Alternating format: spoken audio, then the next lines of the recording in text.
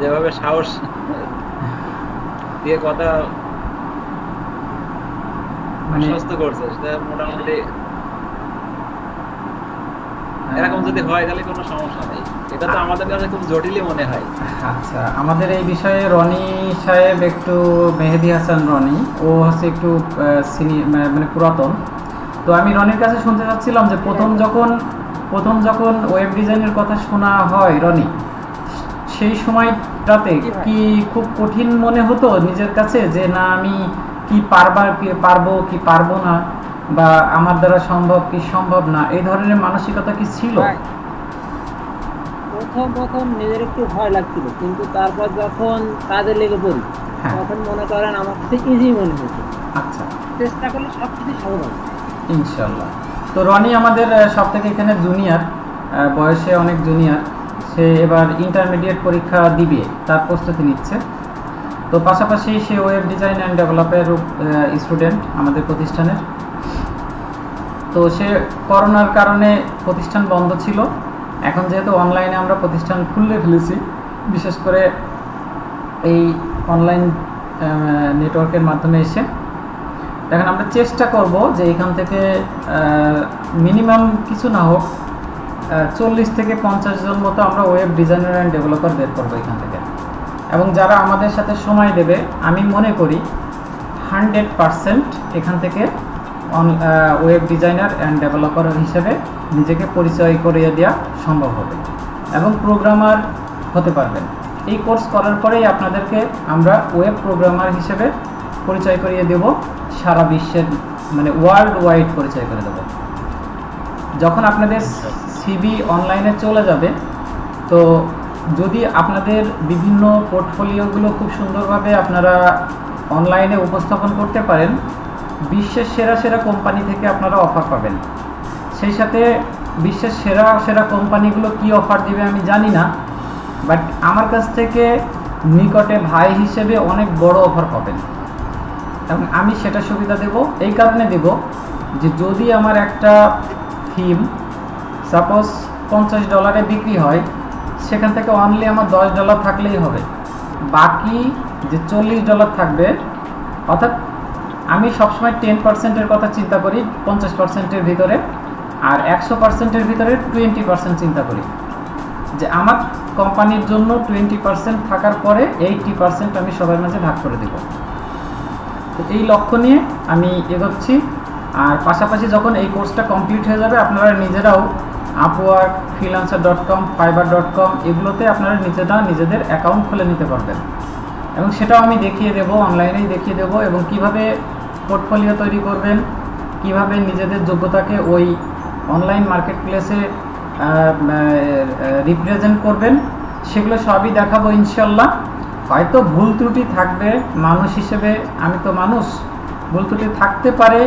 যদি আপনারা ইউটিউবের বিভিন্ন রকম চ্যানেল, বিভিন্ন রকম তথ্য ইনফরমেশন পান, তাহলে সেগুলো আমাদের এই ট্রেনিংয়ে তুলে ধরবেন, যাতে সেগুলো আমরা এখান থেকে পূর্ণাঙ্গ রূপে বলে দিতে পারি যে এটা এই ধরনের হবে কি এই ধরনের হবে। তাহলে আজকে আমরা প্রোগ্রাম কি শুরু করব ইনশাল্লাহ? ইনশাল্লাহ। তো সর্বপ্রথম আমাদেরকে যেটা করতে হবে সেটা হচ্ছে কম্পিউটারে আমাদের এই ওয়েব ডিজাইন করার জন্য বা ওয়েব পেজ তৈরি করার জন্য আমাদেরকে টেক্সট বুক লাগবে। যেমন আমরা বিভিন্ন রকম দরখাস্ত, বিভিন্ন রকম পত্র, বিভিন্ন রকম প্রত্যয়নপত্র, এসব বিভিন্ন যখন আমরা লিখে প্রিন্টারে প্রিন্ট আউট করি, তখন কিন্তু এর জন্য মাইক্রোসফট অফিস ওয়ার্ড প্রয়োজন হয়। তো মাইক্রোসফট অফিস ওয়ার্ড যখন আমাদের প্রয়োজন হয়, তখন ওয়েব ডিজাইন করতে গেলেও আমাদেরকে কিন্তু এই ওয়েব ডিজাইনের করার জন্য একটা টেক্সট বুক বা নোটপ্যাড প্রয়োজন হয়। আমরা স্বাভাবিকভাবেই কম্পিউটারে যে নোটপ্যাড আছে, এই যে নোটপ্যাড, এই নোটপ্যাড ব্যবহার করেও আমরা কিন্তু ওয়েব ডিজাইন করতে পারি। তো নোটপ্যাডে করলে কি হয়, আপনার সবগুলো কোড কিন্তু আপনাকে মুখস্থ রাখতে হয়, ঠিক আছে? না হলে কিন্তু আপনার এটা সম্ভব হয় না। আর নোটপ্যাড প্লাস প্লাসে যেটা করা হয় সেটা হচ্ছে যে আপনি একটা কোডের অল্প অংশ বিশেষ লিখলেন, বাকি কোডটা চলে আসলো, শুধু এন্টার কিবোর্ড থেকে এন্টার প্রেস করলেই ওটা বাকিটা লেখা হয়ে যাবে। তো এখন আমরা আসি যে সর্বপ্রথম আসি যে HTML। আসলে আমরা সংক্ষেপে কিন্তু কি বলি HTML। যখন এই কথাটা আমরা ইউজ করি তো এইচ তে হচ্ছে আপনার হচ্ছে হাইপার টেক্সট অর্থাৎ টি তে টেক্সট, তারপরে মার্কআপ ল্যাঙ্গুয়েজ। তাহলে এইটা কিন্তু অনেকেরই আপনাদের জানা ছিল, তাই না? আচ্ছা, এরপরে আমাদেরকে যেটা জানতে হবে ইন্টারনেট, অর্থাৎ আমরা কিন্তু কোনো ঠিকানা লিখতে গেলে যেটা করি, আমরা কোনো ঠিকানা লিখতে গেলে কি করি, ঠিকানার পূর্বে কিন্তু লিখি www. তো এটার অর্থ হচ্ছে ওয়ার্ল্ড ওয়াইড ওয়েব।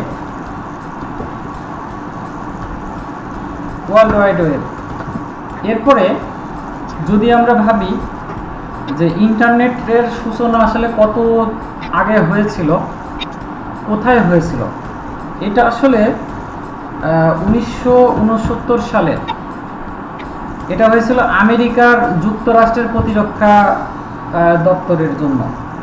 তো দেখেন সেই 1969 সালে তৈরি হয়ে মানে ইন্টারনেটের এটা আবিষ্কার হলো নেটওয়ার্কটা, আর সেই নেটওয়ার্ক আজকে কোথায়, সারা বিশ্বকে হাতের মুঠোয় করে ফেলেছে। আর সব থেকে বড় বিষয় আছে গুগলটা কিন্তু আসলে কোনো ওয়েব ব্রাউজার না, কিন্তু গুগলটা হচ্ছে একটা সার্চ ইঞ্জিন, এমন একটা ইঞ্জিন যেটাতে কোনো শব্দ লিখলেই কিন্তু সার্চ করে এটা আমাদেরকে দেখিয়ে দেয়।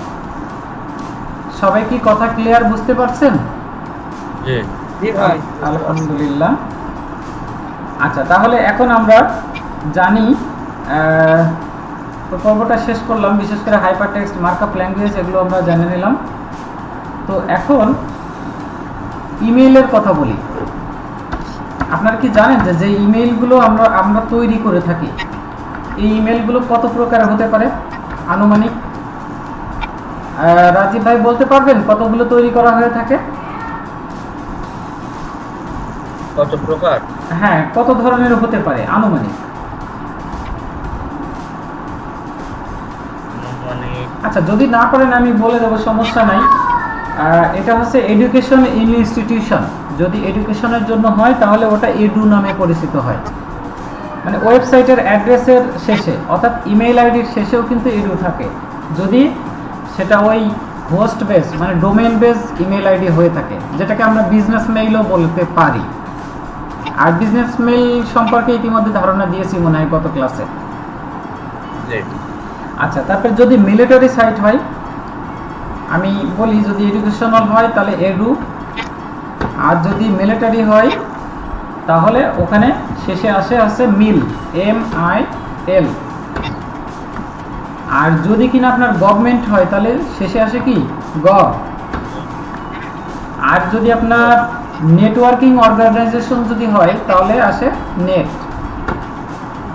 আর যদি আপনার কমার্শিয়াল অর্গানাইজেশন হয় তাহলে ওখানে আসে com.com। আর যদি কিনা আপনার আছে ইন্টারন্যাশনাল অর্গানাইজেশন হয় তাহলে INT। আর যদি কিনা আপনার শুধুমাত্র প্রফেশনাল সোসাইটির জন্য হয় তাহলে আপনার হবে ORG। নিশ্চয়ই এগুলো বুঝতে পেরেছেন? হ্যাঁ, যদি কমার্শিয়াল হয় তাহলে .com হয়, আর যদি গভর্নমেন্ট হয় .gov হয়, আর যদি মিলিটারি হয় .mil, আর যদি এডুকেশন হয় .edu, আর যদি ইন্টারন্যাশনাল অর্গানাইজেশন হয় তাহলে INT, আর যদি প্রফেশনাল কি বললাম প্রফেশনাল সোসাইটিস যদি হয় তাহলে সেই ক্ষেত্রে ORG। তাহলে দেখেন আমাদের দুইটা মেইলের এখানে খুব গুরুত্ব বেশি থাকে, বিশেষ করে বিজনেস পারপাসে। সেটা হচ্ছে .com এবং আরেকটা হচ্ছে org। এই দুইটা কিন্তু আমাদের বেশি প্রয়োজন হয়ে থাকে। এবারে আমরা একটু আসবো হচ্ছে ওয়েব ব্রাউজিং। ওয়েব ব্রাউজিং সম্পর্কে কিছু বলবো, যে আসলে ওয়েব ব্রাউজিংটা কি। এখানে দেখতে পাচ্ছেন না যে গুগল ক্রোম নামের একটা সফটওয়্যার ওপেন করলাম, তাই না? তো এখন গুগল ক্রোম যে সফটওয়্যারটা ওপেন করলাম, তো এই যে ওপেন করলাম এটার নামই একটা হচ্ছে ব্রাউজার সফটওয়্যার। আর আমি এখানে যদি কোনো ঠিকানা লিখি, যেমন এখানে আমি W3 স্কুল নামের একটা স্কুল ব্রাউজ করছি, মানে এখন যেটা আমি ঠিকানাটা এখানে ধরেন লিখলাম, লিখে এন্টার দেওয়ার পরে এই সাইটটা আসলো, তাহলে এই যে সাইটটা আসলো এটাই আমাকে ব্রাউজিং করা বলে। তাহলে এই বিষয়টা নিশ্চয় ক্লিয়ার। আচ্ছা, এখন এরপরের বিষয়টা আসছে সার্চ ইঞ্জিন। ওই যে সার্চ ইঞ্জিন অপটিমাইজেশনের কথা বলেছি, এখানে দেখেন একটা আতসী গ্লাসের চিহ্ন আছে, তাই না? তারপর লেখা আছে search Google or type A URL. তো এখানে যদি আমি লিখি, শুধুমাত্র কি লিখি, রাজীব, RAZIB, তো লিখে যদি সার্চ দিই, দেখেন সব চলে আসছে। Rajib Twitter, Rajib Wikipedia, Rajib Khan on stop shopping for all of my content. যাই হোক, এ ধরনের সার্চ করে আমাকে দেখাচ্ছে। তো নিচেই দেখেন কত সার্চ চলে এসছে, তাই না? এই যে সার্চ করলাম এটাই হচ্ছে সার্চ ইঞ্জিন। আশা করি এই সম্পর্কে আর বলা অপেক্ষা রাখে না। তো এই যে পর্যন্ত আমি বললাম, এই পর্যন্ত কি আপনারা ক্লিয়ার হয়েছেন? জি ক্লিয়ার। আচ্ছা, এখন আমি যদি বলি যে HTTP এর পূর্ণ রূপ কি, তাহলে অনেকেই উত্তর দিতে পারবেন, আবার অনেকেই কিন্তু উত্তর দিতে পারবেন না। তাহলে HTTP যদি আমি সমান সমান এটাকে লিখি, তো প্রথমে H তেই আসে কি, হাইপার, আর T তে টেক্সট, তারপরে T তে ট্রান্সফার, TRANSFER,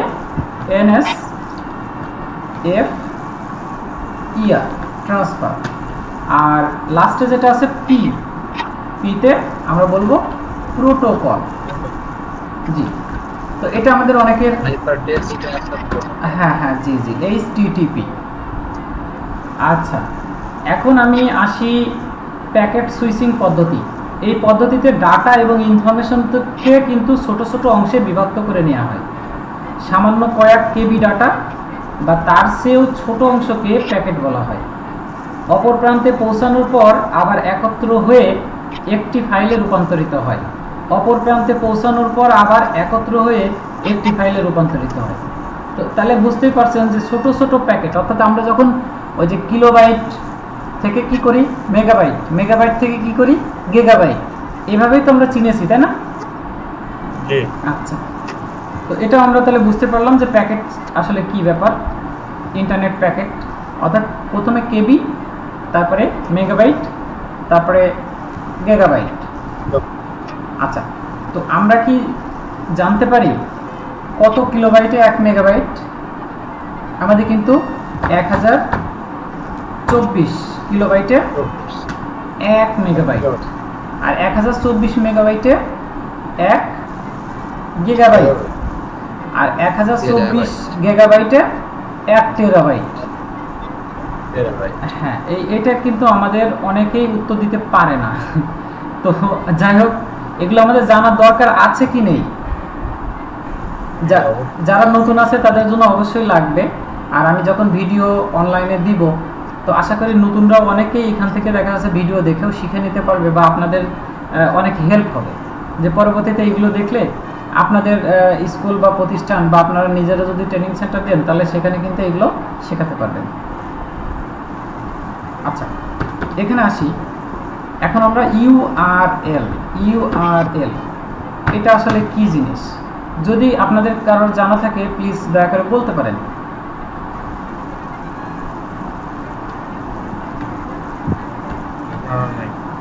আচ্ছা, ইউনিফর্ম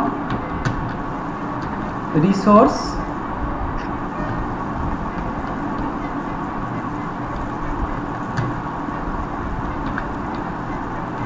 লোকেটর, ইউআরএল এই শব্দটা। জি জি,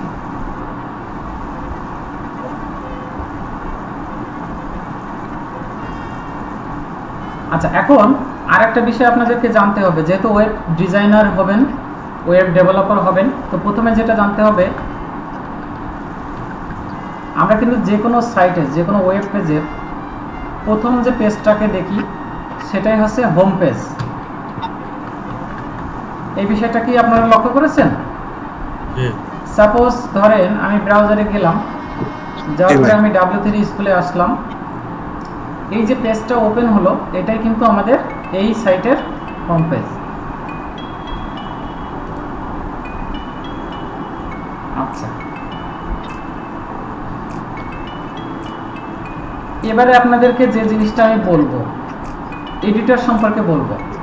আমরা যে ওয়েবসাইট বা ওয়েব পেজ তৈরি করতে যাচ্ছি, তো এটা তৈরি করতে গেলে কোনো না কোনো তো মাধ্যম দরকার, কোনো না কোনো তো সফটওয়্যার লাগবে। তো প্রথমত যে সফটওয়্যারের কথা আমরা কল্পনা করতে পারি সেটা হচ্ছে মাইক্রোসফট নোটপ্যাড। তো মাইক্রোসফট নোটপ্যাড আমরা ইউজ করলে করতে পারি, অথবা আমরা অনলাইন থেকে একটা সফটওয়্যার ডাউনলোড করে নিব। তো প্রথমত আমি নোটপ্যাড প্লাস প্লাসের কথা সাজেশন করব, আর পরবর্তীতে সাজেশন করব সাবলাইম নামের একটা টেক্সট বক্স আছে, অনলাইন টেক্সট, তো ওইটাকে সাজেশন করব। তো এছাড়াও কিন্তু আপনারা আরও কিছু করতে পারেন, যেমন ওয়ার্ডপ্যাড দিয়ে করতে পারেন, তারপরে MS ওয়ার্ড দিয়েও করতে পারেন, MS ফন্ট পেজ দিয়েও করতে পারেন। আরেকটা সফটওয়্যার আছে অ্যাডোব ড্রিমওয়েভার, এটা দিয়েও কিন্তু ওয়েবসাইট তৈরি করা যায়। তারপরে Macromedia cold fusion, Microsoft expression, web copy cup, তারপরে HTML এডিটর, এগুলো দিয়ে মোটামুটি আপনারা এই পেজটা তৈরি করতে পারবেন। তো আশা করা যায় আমরা এখন নোটপ্যাড প্লাস প্লাস কীভাবে ডাউনলোড করতে হয় দেখে নেব। যারা জানেন তাদের জন্য খুবই সহজ হলো, আর যারা জানেন না তাদের জন্য এই বিষয়টা খুব ভালো হলো। আমার কিন্তু আসলে যখন আমরা এই নোটপ্যাড প্লাস প্লাস ডাউনলোড করব তখন দেখে নেব যে আমাদের সিস্টেমটা কি আছে। এখন দেখেন, এই যে মাই কম্পিউটার দেখতে পাচ্ছেন না, দিস পিসি, এই পিসির উপরে রাইট বাটন ক্লিক করতে হবে, যে এখানে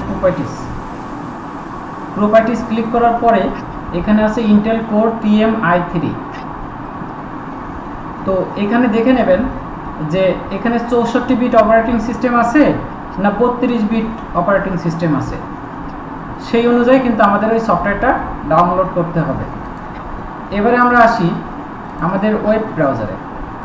ওয়েব ব্রাউজার গুগল ক্রোমটা ওপেন করলাম, notepad plus plus, notepad plus and plus.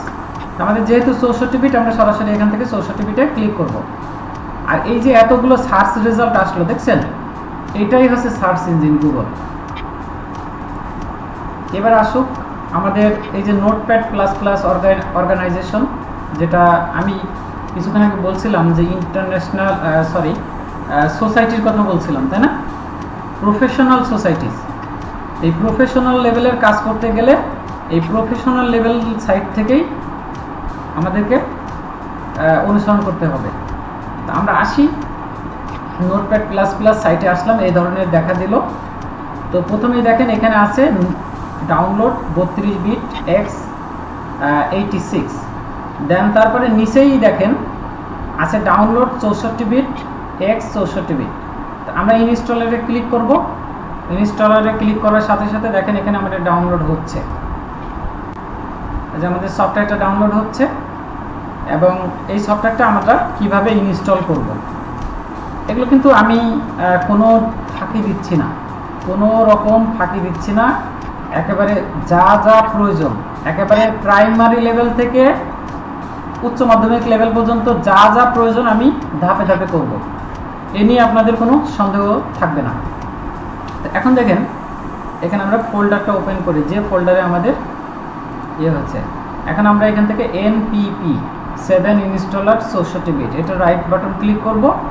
করার পর এখানে রান অ্যাজ অ্যাডমিনিস্ট্রেটর এই অপশনটাতে ক্লিক করব। দেন আমরা কি করব, program name Notepad plus plus installer, verified publisher Notepad plus plus, এটাকে ইয়েস করব।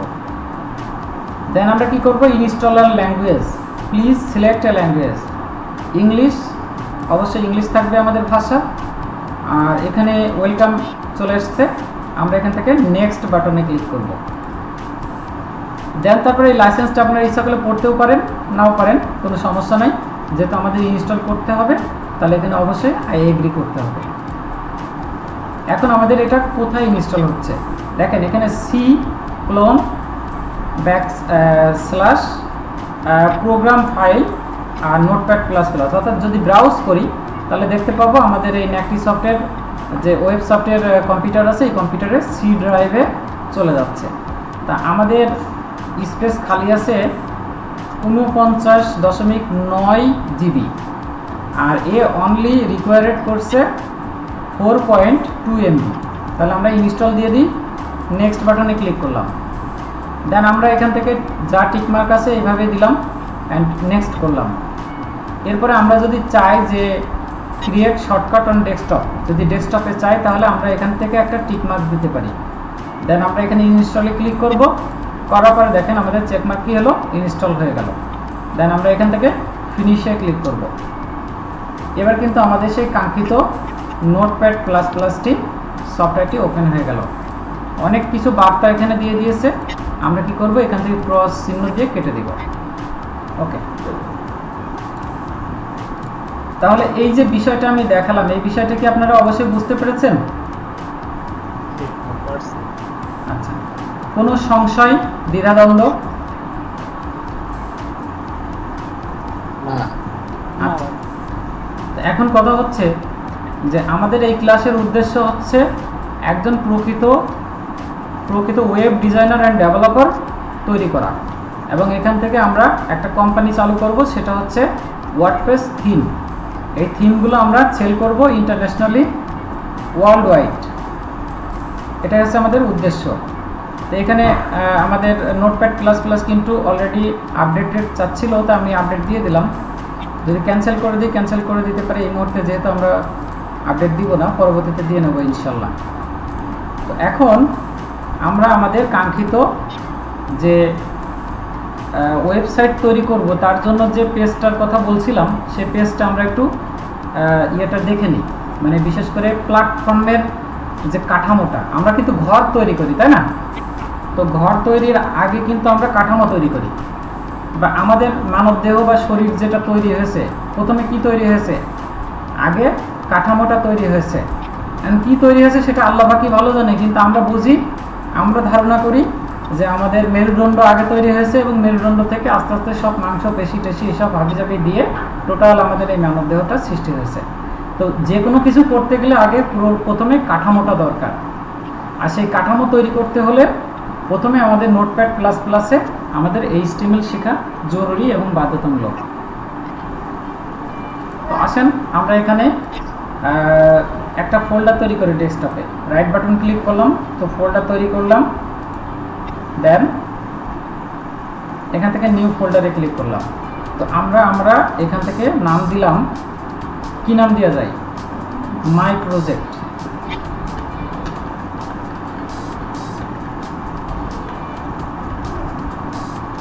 ইনশাল্লাহ মাই প্রজেক্ট নাম দেওয়ার পরে আমরা কি করব, মাই প্রজেক্টের ভিতরে ঢুকবো। দেন আমরা এখান থেকে রাইট বাটন ক্লিক করব, রাইট বাটন ক্লিক করার পরে নিউতে গেলাম। দেন আমরা টেক্সট ডকুমেন্টে ক্লিক করব। এখন একটা জিনিস এখানে লক্ষ্য করেন, আমার কিন্তু এক্সটেনশনটা আসে নাই। এই যে ডকুমেন্ট আমি লিখবো, এর পাশে যে আমি একটা এক্সটেনশন দিব, এটা কিন্তু এক্সটেনশন আমাদের আসে নাই, শুধুমাত্র ডকুমেন্ট পর্যন্ত এসছে। তাহলে এখন যদি এই ডকুমেন্টের এক্সটেনশনটা যদি আমাদেরকে আনতে হয়, তাহলে কি করতে হবে জানেন? যদি না জেনে থাকেন আমি অবশ্যই বলছি। এখানে দেখবেন ফোল্ডার অপশন, ভিউতে ক্লিক করবেন, দেন এখানে অপশনে আসবেন। এই অপশনে আসার পরে যে change folder and search option, এখানে ক্লিক করবেন। করার পরে এবার এখানে দেখবেন ভিউ। তো ভিউ এখানে দেখেন হাইড, এখানে একটা শব্দ আছে যে hide extension for known file types, এই টিক মার্কটা তুলে দেবেন। দেওয়ার পরে এখান থেকে কী করবেন, অ্যাপ্লাই করবেন, ওকে দিবেন। দেওয়ার পরে দেখেন তো এখানে এটা বুঝতে পারছেন কি না, যে new text document dot TXT, তাই না? আচ্ছা, তাহলে এটাকে রাইট বাটন ক্লিক করে রিনেম করেন। করার পরে এই টেক্সট সহ এখান থেকে সিলেক্ট করেন। করার পরে এখান থেকে লেখেন ইন্ডেক্স ডট এইচটিএমএল।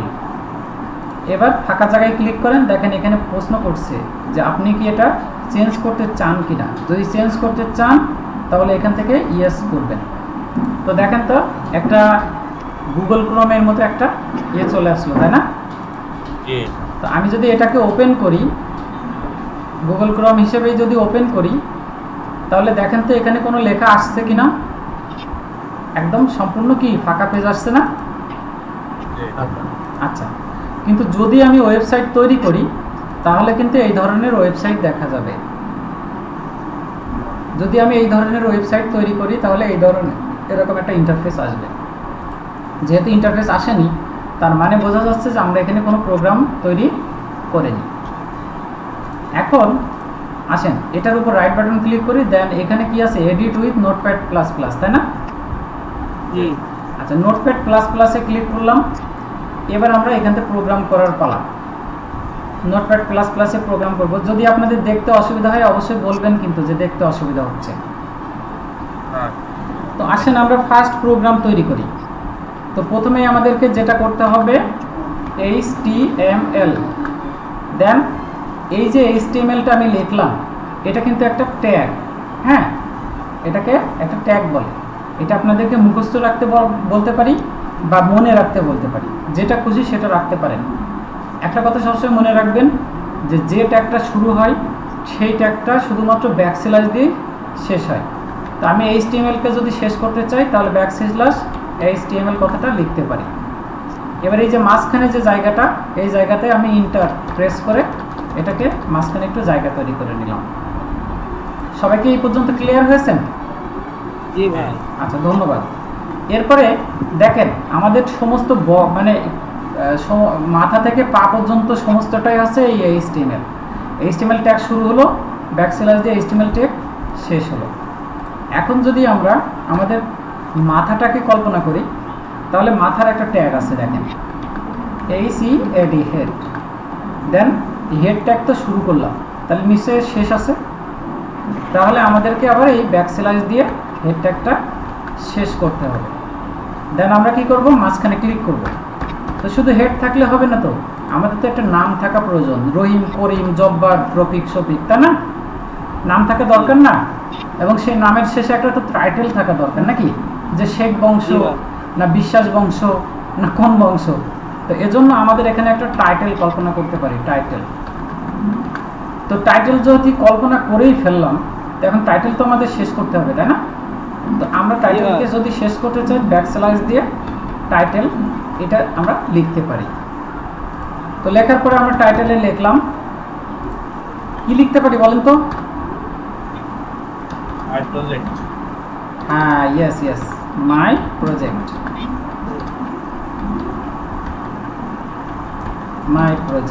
সরি, ওকে। তো মাই প্রজেক্ট লিখলাম, লেখার পরে আমরা এখন সেভ দিলাম। কথা ভালো করে দেখেন, এখানে HTML দিয়ে শুরু করছিলাম, দেন লাস্টে কিন্তু ব্যাকস্ল্যাশ সহযোগে HTML দিয়ে শেষ করছি, এটা খেয়াল রাখবেন। তারপরে কি করছি, হেড ট্যাগ দিয়ে শুরু করছি এন্ড ব্যাকস্ল্যাশ সহযোগে হেড ট্যাগ দিয়ে শেষ করছি। টাইটেল ট্যাগ দিয়ে শুরু করছি, দেন ব্যাকস্ল্যাশ সহযোগে টাইটেল দিয়ে শেষ করছি, এবং তার মাঝখানে কি দিচ্ছি আমরা, মাই প্রজেক্ট। এখন আমরা হেডের পরে আমাদের কি অংশ আসে বলেন তো? বডি, বডি আসে, রাইট। তো এই বডি নামের একটা ট্যাগ আছে, বডি। দেন আমরা ব্যাকস্ল্যাশ সহযোগে বডি ট্যাগটা শেষ করব। এবার দেখেন বডি ট্যাগটা শেষ করে ফেললাম। এখন যেহেতু বড় বড় করছি, এই জন্য কিন্তু এই যে এইচটিএমএলটা দেখা যাচ্ছিল না, এই জন্য বুঝতেও কষ্ট হচ্ছে। এইচটিএমএল শুরু, এইচটিএমএল শেষ, হেড শুরু অ্যান্ড ব্যাকস্ল্যাশ সহযোগে হেড শেষ, টাইটেল শুরু, দেন টাইটেল ট্যাগ। এগুলোকে প্রত্যেকটাকে ট্যাগ বলে, ঠিক আছে? এটা মাথায় রাখবেন। এবং প্রত্যেকটা ট্যাগের আন্ডারে যেগুলো থাকবে সেগুলো এলিমেন্টও বলতে পারেন বা ট্যাগগুলোকেও এলিমেন্ট বলতে পারেন, কোনো ব্যাপার না। তো টাইটেলটা আমরা মাই প্রজেক্ট দিয়েছি, দেন বডি আমরা সাজিয়ে ফেলেছি। এখন আমরা যদি এখানে সেভ দিই, সাপোজ কি দিলাম, সেভ দিলাম, দেখেন এই যে ফাইলটা সেভ হয়ে গেল। এখানে দেখেন আমাদের ওপেন করা আছে, রাইট? তো এখন যদি আমি এখান থেকে রিলোড দিই, তাহলে এই ফাইলের কোনো পরিবর্তন এসছে বলতে পারেন কেউ? এই ফাইলের কোনো পরিবর্তন এসছে, এটা কি বলতে পারেন কেউ? এসছে কোনো পরিবর্তন? পরিবর্তন আসছে। হ্যাঁ, কি পরিবর্তন এসছে সেটা? মাই প্রজেক্ট, এই যে টাইটেল বারে মাই প্রজেক্ট শব্দটা চলে এসছে। তাহলে দেখেন আমরা যখন কোনো সাইট, ওয়েবসাইট ব্রাউজ করি, যেমন এখানে রয়েছে অনলাইন কোর্স। তো দেখেন অনলাইন কোর্স যখন আমি ব্যবহার করি, এটা কিন্তু দেখেন উপরে টাইটেল বারে রয়েছে top online course in web design, তাই না? তো দেখেন এই কোর্সটা করার জন্য এরা কত টাকা ধরেছে অলরেডি। এই যে course in IT web design, আমি যদি রিড মোরে ক্লিক করি, যদি কোনো ভুল না করি, এটা শেখাচ্ছে আপনার ইন্টারন্যাশনাল ক্যারিয়ার ইনস্টিটিউট, সম্ভবত এটা বাইরের কোনো রাষ্ট্র। আচ্ছা, এখানে দেখেন কত জিবিপি নিচ্ছে, 25 জিবিপি নিচ্ছে। এই নিচ্ছে, এখানে টোটাল লিস্ট আছে, আপনারা দেখে নিলে নিতে পারেন, সমস্যা নেই। তো এখানে দেখেন লাখের উপরেও ছাড়িয়ে গেছে, 50ও ছাড়িয়ে গেছে, এরকম আর কি এক একটা দেখতে পাচ্ছেন।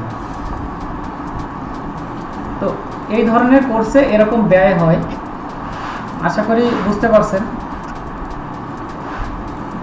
আর এরপরে প্রোগ্রামটা দেখেন, যদি আমরা বডিতে যদি কোনো কিছু কল্পনা করি, তাহলে আমরা প্রথমেই কল্পনা করতে পারি একটা প্যারাগ্রাফ, তাই না? কোনো আর্টিকেলকে যদি আমরা কল্পনা করি, তাহলে আর্টিকেল বলতে কি বোঝেন? একটা নির্দিষ্ট কন্টেন্ট বা প্যারাগ্রাফ, তাই না? বা যদি একটা এসে বা রচনাকে যদি কল্পনা করেন, তাহলে কি মনে করতে পারেন? এসে একটা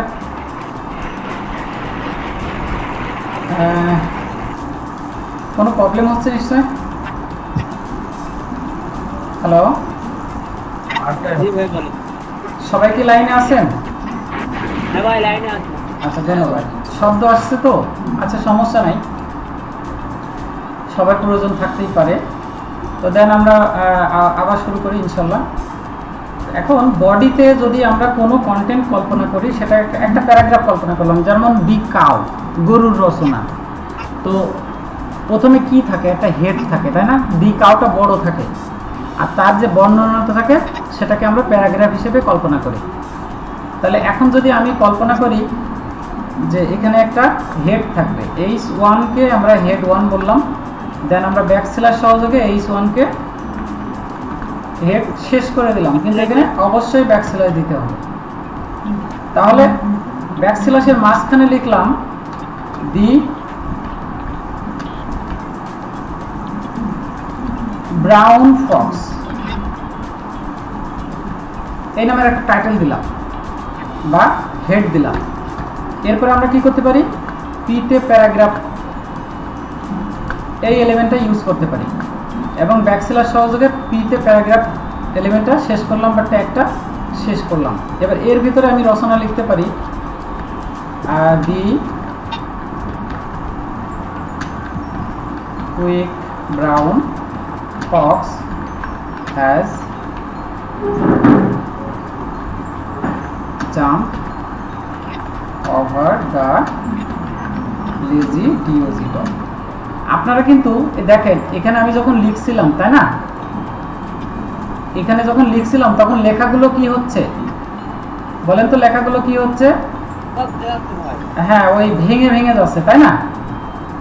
তো লেখা যদি ভেঙে যায় সেই ক্ষেত্রে কিন্তু একটু প্রবলেম আছে। তো এখন ধরেন আমি এখানে এই লাইনটা কপি করলাম, একটা যেহেতু প্যারাগ্রাফ তৈরি করছি যেহেতু কপি করলাম, দেন আমি পেস্ট করতে থাকলাম। তাহলে দেখেন তো আপনার লাইনটা নিচে নিচে না এসে কি হচ্ছে, সরাসরি ডাইনে সরে যাচ্ছে, তাই না? এটা কিন্তু একটা ভীষণ ধরনের বিড়ম্বনা যে আমি এই লাইনটা এইভাবে টেনে স্ক্রল করে করে দেখব। তো না, এখানে একটা সমস্যার সমাধান আছে। এখানে যে ভিউ নামের একটা অপশন আছে, এখানে যাবেন, যাওয়ার পরে এখানে দেখেন ওয়ার্ড ড্র্যাগ নামের একটা শব্দ আছে, এই জায়গাতে একটা টিক মার্ক দেবেন। এবার দেখেন তো প্যারাগ্রাফ যেটা আমি লিখছিলাম সেটা এক লাইনে অনেক দূর সরে গেল না এখানে প্যারাগ্রাফ হিসেবে এখন বোঝা যাচ্ছে? অবশ্যই প্যারাগ্রাফ হিসেবে বোঝা যাচ্ছে। আচ্ছা, এখন যদি আমি এটাকে সেভ দিই, দেন আমি কি করব, রান করব না। এই প্রোগ্রামটা যে আমি লিখলাম আমি রান করে দেখব না যে আমার আসলে প্রোগ্রামটা হলো কিনা। হেড 1 দিয়ে শুরু করলাম, হেড 2 দিয়ে শেষ করলাম। এখন আমরা স্বাভাবিকতাই বলতে পারি যে হেড 1 দিলাম, হেড 2 দিলাম, তাহলে হেড কয় ধরনের হতে পারে? তো HTML5-এ হেড মূলত 6 ধরনের হয়ে থাকে। এখন যদি প্রত্যেকটাই যদি আপনি কপি পেস্ট করেন, দেখেন আমি কপি পেস্ট করছি,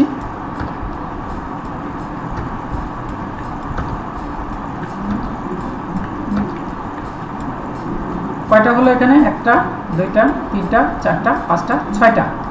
তো এখন এই যে যেখানে 1 আছে আমরা কেটে দিয়ে এখানে 2 লিখতে পারি, দেন আমরা এখান থেকে কেটে দিয়ে 2 লিখতে পারি। দেখেন এখানে কেটে দিয়ে আমরা 3 লিখতে পারি, এখানে কেটে দিয়ে আমরা 3 লিখতে পারি। এইভাবে আপনারা পরীক্ষামূলক দেখে নিতে পারেন। এখানে 4 লিখলাম, দেন এই হেডের পাশে আমরা 4 দিলাম, দেন আমরা এই হেডের পাশে 5 দিলাম, দেন এই হেডের পাশে আমরা 5 দিলাম, দেন আমরা এখান থেকে কি করলাম 6 দিলাম, দেন এখান থেকে আমরা 6 দিলাম। তো আমরা আমাদের মূল উদ্দেশ্য হচ্ছে একেবারে প্রাইমারি লেভেল থেকে হাই স্কুল লেভেল পর্যন্ত আমরা শিখব। হাই স্কুল লেভেল বলতে আসলে আমরা যেটা বুঝি, বাইরের দেশে কলেজকে হাই স্কুলই বলে আমি জানি, তো আমাদের এখানে শুধু কলেজ বলে। তো এখানে দেখেন হ্যাঁ হ্যাঁ হ্যাঁ হ্যাঁ জি জি জি। তো এখন এখানে দেখেন H1 থেকে H6 পর্যন্ত আমাদের কয়টা টাইটেল হলো, এখানে কয়টা হেড হলো? 6টা। তাহলে আমাদের কিন্তু অটোমেটিক ধারণা হয়ে গেল যে আমাদের HTML5-এ মূলত কয়টা হেড থাকে। আমরা বিভিন্ন রকম টেক্সট লিখতে যাই, তো সেই ক্ষেত্রে আমাদের বিভিন্ন ধরনের হেড লাগতে পারে। এখন যদি আমরা এটা সেভ দিই, দেখেন এখানে সেভ দিলাম, দেন আমরা কি করব, সেই ব্রাউজারে যাব, তাই না বলেন? এবার এখান থেকে এসে কি করব, এখান থেকে রিলোড দিব। দেখেন তো কয় ধরনের হেড আসলো এখানে? 6 ধরনের হেড আসলো এবং 6 রকমের। এরপরে কিন্তু আর কোনো হেড নাই আপাতত HTML।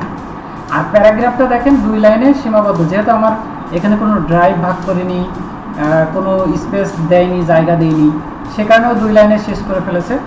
এখন যদি মনে করেন যে আমি এখান থেকে প্যারাগ্রাফটা আর একটু বাড়ানোর চেষ্টা করব, তাহলে পুরোটা কপি করেন, দেন এখান থেকে পেস্ট করেন, পেস্ট করতে থাকেন। এবার যদি আপনি সেভ দেন, পরবর্তীতে যদি আপনি এখান থেকে রিলোড দেন, দেখেন অলরেডি প্যারাগ্রাফ হয়ে গেল। তাহলে এই পর্যন্ত কি আপনারা সবাই বুঝতে পারলেন? জি ভাই। খুব ক্লিয়ার বুঝলেন না খুবই কষ্ট হয়ে গেল? ক্লিয়ার ভাই। এখন শুধু রনে ক্লিয়ার বললে তো হবে না, আমার আরো ভাইরা আছেন। ক্লিয়ার।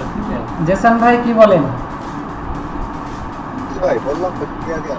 একদম ক্লিয়ার না? আচ্ছা, তো আমি আশা করি এইভাবেই এইভাবে যদি বোঝাতে থাকেন, হ্যাঁ খুব শীঘ্রই একজন ডেভেলপার এন্ড প্রোগ্রামার হয়ে যাবেন ইনশাআল্লাহ। ইনশাআল্লাহ। এখন কোডিং এর ব্যাখ্যাটা আমি তো বলেই দিলাম যে HTML আসলে ট্যাগ। তো HTML যদি শুরু হয় HTML শেষটা হয়েছে ব্যাকস্ল্যাশ সহযোগে। যদি হেড শুরু হয় তাহলে হেডটা কোন সহযোগে শেষ হয়েছে? ব্যাকস্ল্যাশ ট্যাগ সহযোগে শেষ হয়েছে। দেন টাইটেল যদি শুরু হয় হেডের ভিতরে, টাইটেলটাও কিন্তু ব্যাকস্ল্যাশ সহযোগে শেষ হয়েছে। অ্যান্ড সর্বোপরি বডির ভিতরে কিন্তু আমাদের সমস্ত খেলা, এই ওয়েবসাইটের যত খেলা আছে সবই বডির ভিতরে। তো এই বডিগুলো আমাদেরকে জানতে হবে। তো ইতিমধ্যে আমরা একটু সময়, যেহেতু আমাদের 5 মিনিট থেকে 10 মিনিট আছে, তা আমরা এখানে আরও কিছু ট্যাগ সম্পর্কে একটু ধারণা নিয়ে নিই। এবার ধরেন এখন এখানে সাপোজ আমি পি ট্যাগের উপরে যাই। সাপোজ ধরেন এখানে লিখলাম আমি ভালো আছি। এরপরে আমি এখানে লিখলাম আমার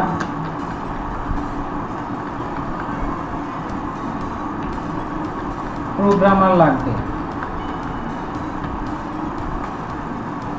এরপরে আমি ফুল স্টপ দিলাম। সবাই কি লক্ষ্য করছেন? আচ্ছা, এই যে লাইনটা আমি লিখলাম, তো এখন আমি এখানে কিভাবে লিখলাম? প্রথম লাইনটাকে লিখলাম আলাদা লাইনে, দ্বিতীয় লাইনটাকে লিখলাম আলাদা লাইনে, তাই না? তো আমার তো ব্রাউজারে এরকম আলাদা আলাদাই দেখানোর কথা ছিল, তাই না? চলেন তো দেখে আসি আলাদা দেখায় কিনা। এখন আমরা আবার রিলোড দিই। কি এখানে কি আলাদা এসছে?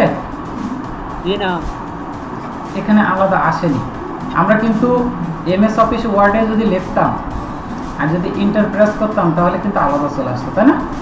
কিন্তু এই HTML এর একটা সূত্র আছে যেটার কারণে এই আলাদা লাইনটা নিজেদের বসাই করাতে হবে। যেমন এইখানে একটা সূত্র লাগবে। তো একটা এলিমেন্ট আমরা কল্পনা করতে পারি। এখানে যে এলিমেন্টটা আমরা নিব সেটা হচ্ছে BR, একটু স্পেস দিব, তারপরে ব্যাকস্ল্যাশ দেবো, তারপরে আমরা গ্রেটার দিয়ে শেষ করব। এখন এটাকে কি ট্যাগ হিসেবে ধরতে পারেন? এটাকে সাধারণত ইমপ্যাটি ট্যাগ বলে, ইমপিটি, এবং ব্রেক ট্যাগ বলে, break tag, right, break tag বলে। এবং এটা একটা ইমপিটি ট্যাগ। কারণ কি ইমপিটি ট্যাগটা আবার কি জিনিস এটা তো বোঝা দরকার। ইমপিটি ট্যাগটা আসলে কি জিনিস এটা কিন্তু বোঝা দরকার।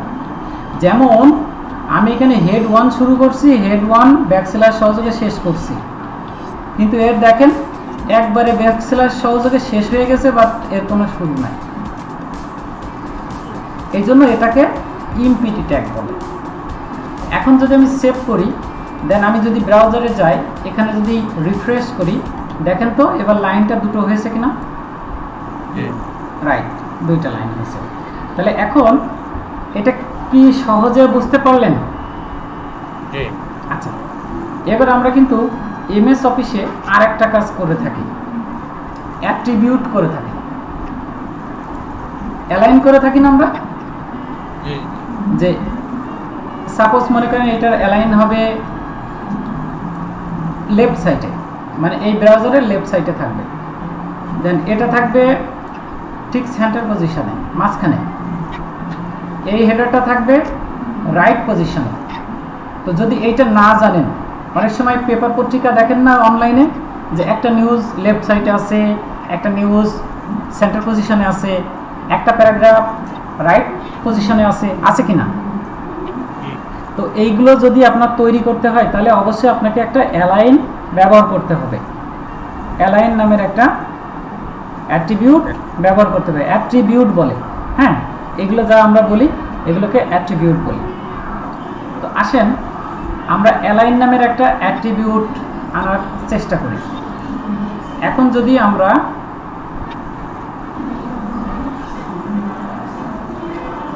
এখানে যদি আমরা অ্যাট্রিবিউট আনতে চাই, তাহলে একটু লক্ষ্য করেন যে যদি কিনা আমরা এখানে একটা ট্যাগ লিখি, সাপোজ হেড 1, এটাকে আমরা পজিশন দিব। সাপোজ এখান থেকে পজিশন দিব, এইভাবে না দিয়ে আমরা এইভাবে দিব। দেখেন স্টাইল ইকুয়াল, ভালো করে বুঝেন, আমরা HTML এর ভিতরে ইন্টারনাল CSS ব্যবহার করতে পারি বা ইনলাইন CSS ব্যবহার করতে পারি। অর্থাৎ যে লাইনের জন্য CSS ব্যবহার করব সেই লাইনের জন্যই শুধুমাত্র প্রোগ্রাম হবে। আমার কথা কি বুঝতে পারছেন সবাই? শুধুমাত্র এখানে শব্দটা ব্যবহার করব স্টাইল ইকুয়াল, এখানে দেখেন ডাবল কোট, তাই না? ডাবল কোটের ভিতরে লিখব অ্যালাইন, ALIGN, অ্যালাইন দিয়ে এখান থেকে আমরা একটা কোলন চিহ্ন ব্যবহার করব। দেন আমরা এখান থেকে লেফট ইউজ করি, LEFT, দেন সেমিকোলন। তো যদি এইভাবে আমরা করি তাহলে অনেক সময় কি হয়, নাও হতে পারে, হতেও পারে, সমস্যা নাই।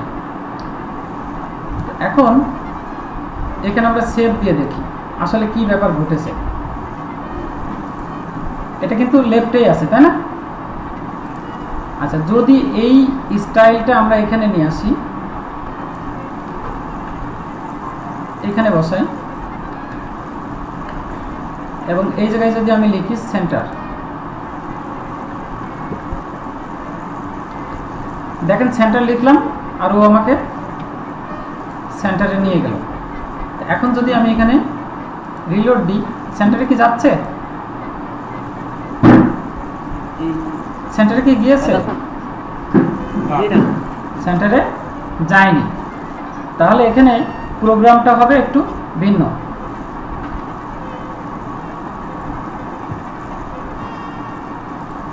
দেখেন এই জায়গায় ইনলাইন প্রোগ্রামটা যদি আমি না দিই, সরাসরি যদি এখানে লিখতাম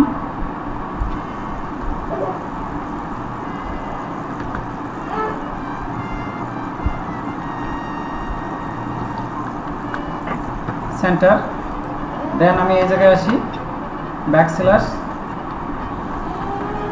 সেন্টার, যদি আমি এখানে সেভ দিই, এবার আমি যদি এখান থেকে রিলোড দিই, কি সেন্টারে এসছে? সেন্টারে এসছে। তাহলে প্রোগ্রামটা এইভাবেও করা যায়, এভাবেও করা যায়। তো যদি এইভাবে করি তাহলে এই যে ট্যাগ ইনলাইন যে ইয়েটা দিলাম, এটা আমাকে দিতে হবে এই যে বডির ভিতরে। স্টাইলটা কোথায় দিতে হবে? বডির ভিতরে। এটা কিন্তু আপনারা মনে রাখবেন, এটা আপনারা মনে রাখবেন। এই যে ভুলটা দেখালাম এটা কিন্তু আপনারা মনে রাখবেন, সবসময় মনে রাখবেন যে আমাদের বডিতে যা করব সেটাই আমাদের এখানে দেখা যাবে।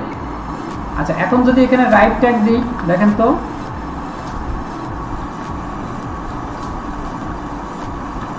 আসছে রাইট ট্যাগ।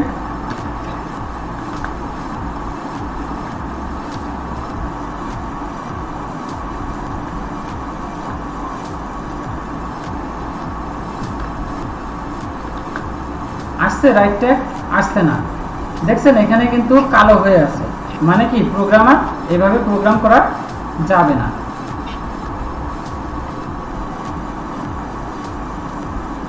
এই ক্ষেত্রে যেটা করতে পারেন সেটা হচ্ছে এইভাবে দিতে পারেন,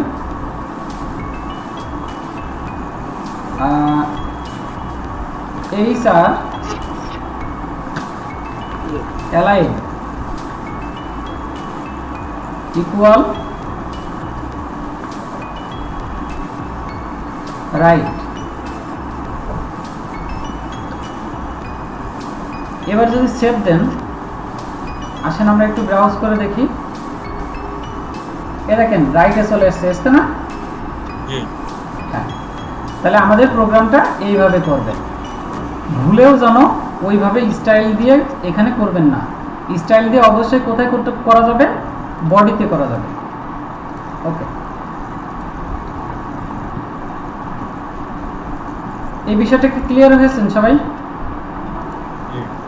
আচ্ছা, এখন আমরা যখন কোনো প্রোগ্রাম করি কোনো ওয়েবসাইটের জন্য, তো আমরা নির্দিষ্ট করে ভাগ ভাগ করে দিতে পারি।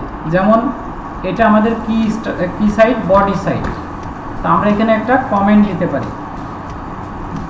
তো প্রথমে আমরা কমেন্ট কিভাবে লিখবো দেখেন, প্রথমে বিষয়সূচক চিহ্ন দিব, তারপরে ডাবল হাইপেন যদি বলেন হাইপেন, মাইনাস চিহ্ন যদি বলেন মাইনাস চিহ্ন, যেটা খুশি। তো দেখেন সবগুলো কোড কিন্তু সবুজ হয়ে গেছে, তাই না? আচ্ছা, এটা আমি লিখে পরে বলছি যে কেন এটা হলো। তো সাপোজ এখানে আমি লিখলাম দিস ইজ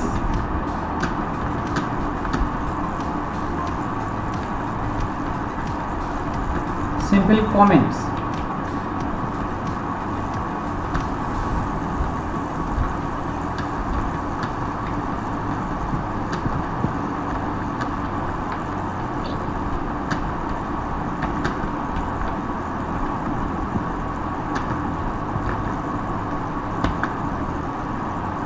দেখতে পাচ্ছেন এই অংশটুকু কিন্তু সবুজ হয়ে আছে, এবং এখানে আমি লিখেই দিয়েছি যে এটা কিন্তু কোনো না, কোডের কোনো পার্ট না, বাট এটা একটা কমেন্ট। এখানে যখন আপনি কোনো ওয়েবসাইটের প্রোগ্রাম করবেন তখন প্রত্যেকটা পার্ট বাই পার্ট এইভাবে ভাগ করে দেবেন, যাতে ওই প্রোগ্রামার বুঝতে পারে যে এইটা বডি অফ সেকশন, এটা টাইটেল সেকশন, এটা ফুটার সেকশন, এটা হেড সেকশন। কথাটা বুঝতে পারছেন? হ্যাঁ, এইটা আমরা হ্যাঁ বলেন। এটা কি আছে যে প্রত্যেকটা ট্যাগের ইয়েতে লিখতে হবে কমেন্ট সেকশন? হ্যাঁ, কমেন্ট সেকশনটা আপনি বডির ভিতরে অনেক পার্ট থাকে। যেমন ধরেন একটা ওয়েবসাইট দেখাই আমি, প্রফেশনাল ওয়েব ডিজাইন, এই সাইটটা দেখাই। এই সাইটের ভিতরে এখানে দেখেন এটা লোগো সেকশন, তাই না? এই যে এখানে ওদের লোগো আছে, তাই না? এই যে লোগোটা BITM, হ্যাঁ এটা বেসিসের স্ক্রিন সরছে না, এবার সরেছে?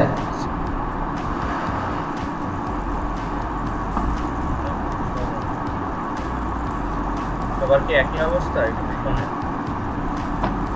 সবার কি একই অবস্থা? স্ক্রিন দেখা যায়? না না, স্ক্রিন দেখা যাচ্ছে। নেটের সমস্যা আছে দেখেন, সেখানে মনে হয় সমস্যা আছে। ও আচ্ছা, সবাই দেখা যাচ্ছে না? আচ্ছা সমস্যা নেই, আমি যে ভিডিও করে রাখছি এগুলো সবাই লিংকে দিয়ে দেবেন ইনশাল্লাহ। তো এখন এখানে BITM এটা কিন্তু লোগো সেকশন। তো ওখানে কিন্তু ওইভাবে কমেন্ট দেওয়া থাকবে, এইভাবে এরকম কমেন্ট দেওয়া থাকবে যে এটা দিস ইজ লোগো সেকশন, তারপরে this is title section, this is head section, this is paragraph section. মানে আপনি প্রোগ্রামার হিসেবে প্রোগ্রাম করে একটা থিম তৈরি করলেন, কোনটা কোন সেকশন সেটা বুঝিয়ে যদি দিতে পারেন তাহলে ওই থিমটা জনপ্রিয় হয়ে যায় এবং অন্যান্য প্রোগ্রামাররা নিয়ে সেটা স্মুথলি কাজ করতে পারে। এটা হচ্ছে এই কমেন্ট সেকশনের মূল প্রতিপাদ্য বিষয়।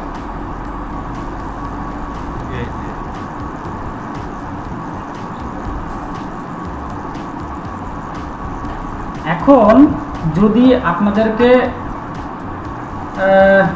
আচ্ছা আজকে কি এই পর্যন্ত রাখবো না আরেকটু এগোবো?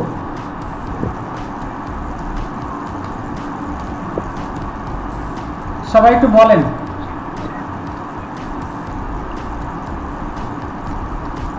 হ্যালো, আসাদুল ভাই কি বলেন?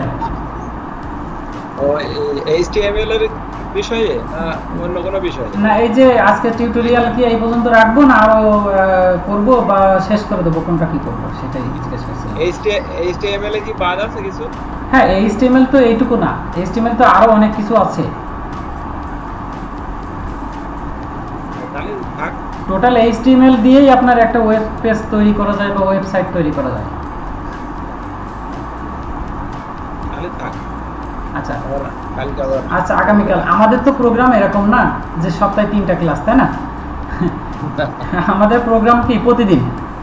তো দেখা যাচ্ছে একদিনে যতটুকু পেলেন আরেক দিনে হয়তো তার থেকে একটু বেশি পেলেন, তার দিনে আরেকটু বেশি পেলেন। সবাই চেষ্টা করবেন 10টার সময় ইনক্লুড হওয়ার জন্য, যাতে আমি ঠিক 10টার সময় ক্লাসটা শুরু করতে পারি। তাহলে প্রতিদিন যদি 1 ঘন্টা করে পান, অনেক সময় দেখা যায় যে বিভিন্ন ট্রেনিং সেন্টারে আপনার সপ্তাহে 3 দিন ক্লাস করায়, সপ্তাহে 3 দিনে আপনার 3 ঘন্টা ক্লাস। তারা যদি প্রফেশনাল লেভেলে চলে যায়, আপনারা সেখানে 7 ঘন্টা পাবেন। তাহলে আপনারা কোন লেভেলে যেতে পারেন? তো জেসন ভাই কি বলেন?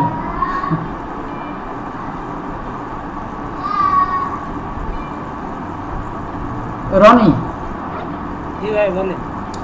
তোমার মতামত জানছি হচ্ছে। আমার মতামত ভাই, আমি তো বুঝে যাচ্ছি, যখন বড় ভাইয়া যদি না বোঝে আমি তো পেছে যাচ্ছি। আমার কারণ সামনে আর ধারণা আছে, আচ্ছা আচ্ছা আচ্ছা। কারণ ভাইদের ধারণায় সবকিছু। ওকে, তাহলে সমস্যা নেই, আজকে এই পর্যন্তই রাখি। আর ভাইরা সবাই ভালো থাকবেন, কারণ আসলে পরিবারে কোনো কাজ থাকতে পারে, তারপরে আবার টুকিটাকি কোনো কাজ, অফিসিয়াল কাজ থাকতে পারে আপনাদের জন্য। তাহলে আজকের মতো আজকে বিদায় নিই। হ্যাঁ, সবাইকে সালাম জানাচ্ছি। আসসালামু আলাইকুম ওয়া রাহমাতুল্লাহ।